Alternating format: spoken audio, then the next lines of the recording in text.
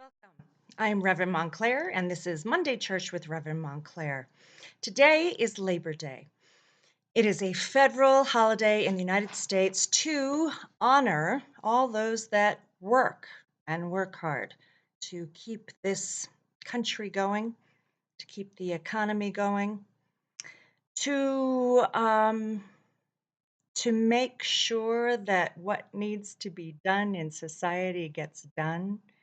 There are so many people that we each rely on every single day to bring food to the grocery stores, to grow the food, to transport the food, to make sure that the cars that we use or other transportation are in working order so that we can get to the store to buy our food. The people that are building homes, that fixing things, the people that labor long hours, and we need each other is really what it comes down to. So today is Labor Day because FDR, Franklin Delano Roosevelt, declared it to be a national holiday, a federal holiday. And he also, in his 12 years as president, which is hugely unusual, since that time, we've had presidents only for 4-year terms and then electable for another 4 years, but no more than that. But he was the president during the Depression and World War II, and he put in place many laws that today we have, which is a limit on how many hours one is supposed to generally work. Of course, it is not a perfect legal system in this country because many people work more than the 8 hours that are decreed as the normal work day of a work week. And he also had a few words to say about people that work in this country as opposed to those that don't work. They just live off of their family's wealth, the land that they own, assets that they own, stocks that they own, whatever they own. So, in his eighth fireside chat in 1936, some of his words go like this: Our workers deserve more than respect for their labor. They deserve practical protection in the opportunity to use their labor at a return adequate to support them at a decent and constantly rising standard of living, and to accumulate a margin of security against the inevitable vicissitudes of life. The average worker must have that twofold opportunity if we are to avoid the growth of a class conscious society in this country. There are those who fail to read both the signs of the times and American history. They would refuse the worker any effective power to bargain collectively, to earn a decent livelihood, and to acquire security.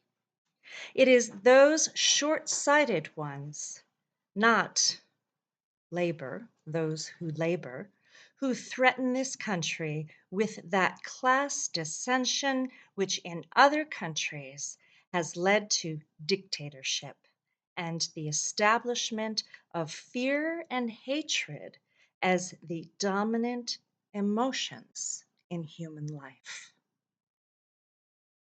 So, on this day, this federal holiday called Labor Day, I hope you are enjoying yourself. I hope you spend it with family or friends. I hope you get to spend time in the great outdoors of this beautiful country.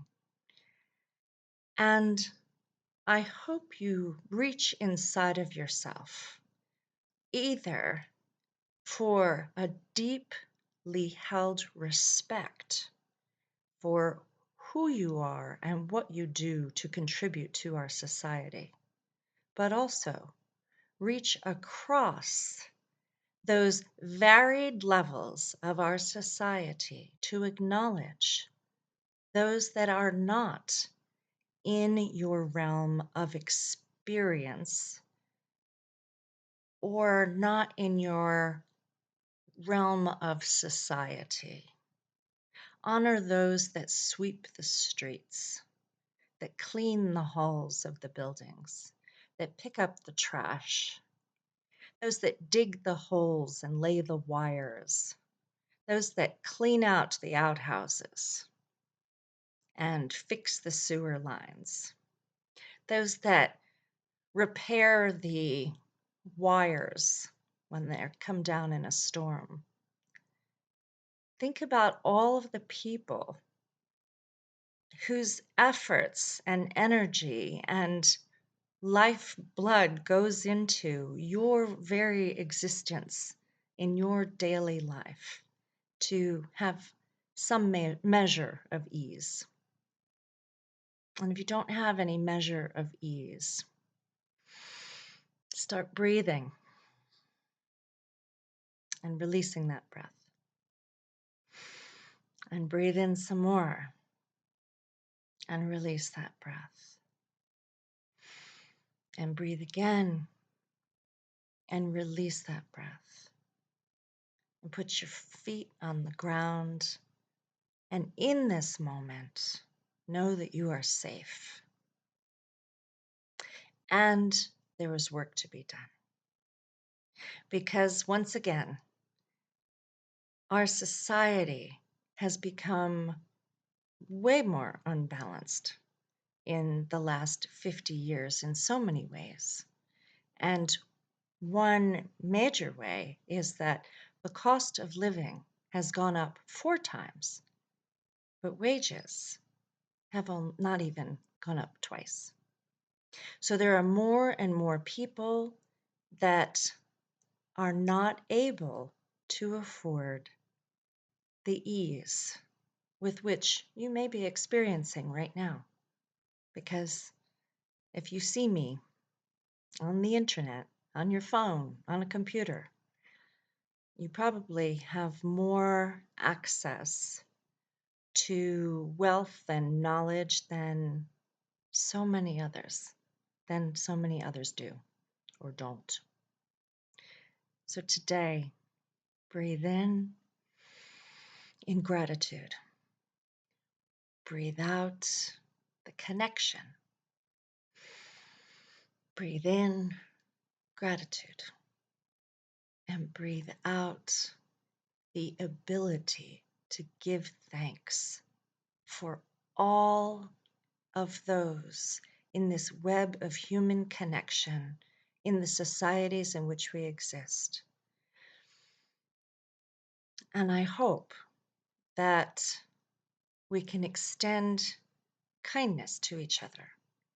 But the first step is extending kindness and respect to ourselves. If you're bitter inside about where you are in society or who you are, your bitterness is what vibrates out. So find a measure of peace within yourself. And to do that, you have to not indulge in victimhood thinking. You have to acknowledge you do have power.